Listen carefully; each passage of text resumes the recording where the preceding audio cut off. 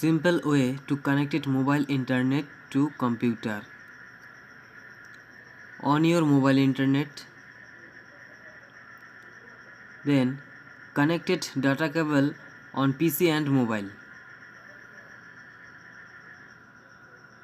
Then go to mobile setting option. Then click mobile hotspot and theatering. Then on USB theatering option.